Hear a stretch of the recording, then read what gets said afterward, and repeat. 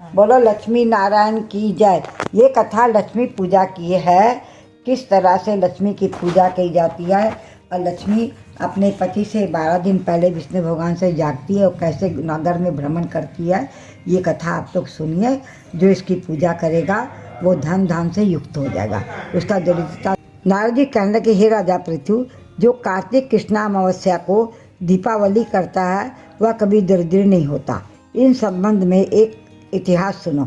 थूरसेन देश में सत्य शर्मा नाम का एक अत्यंत दरिद्री ब्राह्मण रहता था। उसके मन में सदैव यही लालसा बनी रहती थी, यदि मेरे पास धन हो तो मैं उसे दान आदि धार्मिक कार्यों में व्यय करूं। इसके लिए वह सदैव विष्णु का पूजन किया करता था। वह जो कुछ कमाता सब व्यय हो जाता। तब इस दरिद्रता का निवारण का उपाय पूछने एक विद्वान ने उसे बताया, तुम धन की प्राप्ति के लिए शिवजी की आराधना करो।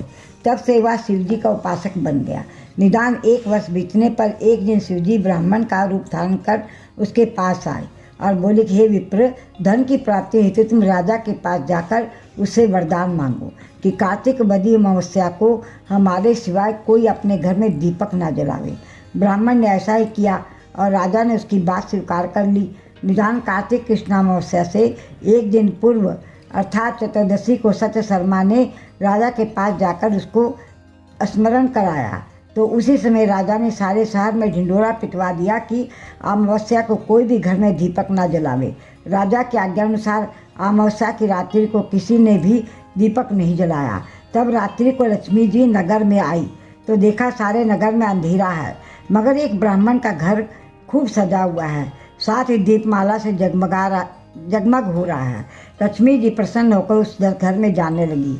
तब ब्राह्मण ने उसके रास्ता रोक लिया और कहने लगा, हे भद्रे, तुम्हारा पति अति कठोर है, तुम अति चंचल हो, इस कारण तुम हमारे घर में प्रवेश मत करो। तब लक्ष्मी जी कहने लगी कि भगवान के शयन के समय में आई हूँ, अतः निश्चय करके तुम्हारे घर में वास करूँगी। यह सुनकर ब्राह्मण ने कहा, यदि तुम इस बात की शपथ लो कि 3 वंश पर्यंत तुम तक हमारे घर में रहोगी और यहीं पर वास करोगी, तब हमारे घर में जा सकती हो। लक्ष्मी जी कहने लगी, यदि तुम विधि पूर्वक पूजन करोगे तो मैं निश्चय तुम्हारे घर में वास करूंगी। यह सुनकर ब्राह्मण ने पूछा, मैं किस विधि से तुम्हारा पूजन करूं? तब लक्ष्मी जी कहने लगी, कार्तिक छठ बदी अमावस्या को प्रातः काल स्नान आदि करके देवता और पितरों का पूजन करो। दिन के तीसरे भाग में श्राद्ध करो। अनेक प्रकार के सुंदर पकवानों से ब्राह्मणों को भोजन कराओ। प्रदोष समय में दीपमाला करो। अपने घर में तुलसी के स्थान पर, ब्राह्मण के घर में, देव मंदिर में, चौराहे, शमशान तथा गौशाला में दीपक जलाओ। जैसे पतिव्रता स्त्री पति के पहले जागती है, वैसे ही मैं भी भगवान के जागने से 12 रोज पहले जागती हूँ। इस दिन बाल वृद्ध तथा रोगी के सिवाय और कोई भोजन ना करे। सायंकाल हमारा पूजन करे। सबसे पहले स्वाति वाचन द्वारा गणेश जी का पूजन करे, फिर कुबेर का पूजन करके संकल्प करे कि तत्पश्चात लक्ष्मी जी का पूजन करे। कैसा स्वरूप है? लक्ष्मी जी का कमल के आसन पर स्थित, कमल पुष्पों की माला धारण किए, कमल जैसे नेत्र वाली, गंभीर नाभि वाली, स्तन के भार से नम्र सुंदर वस्त्र वाली, देवताओं के हाथियों द्वारा मणि युक्त घड़ों से स्नान करने वाली, कमल पुष्प हाथ में लिए ऐसी लक्ष्मी मेरे घर में निवास करे।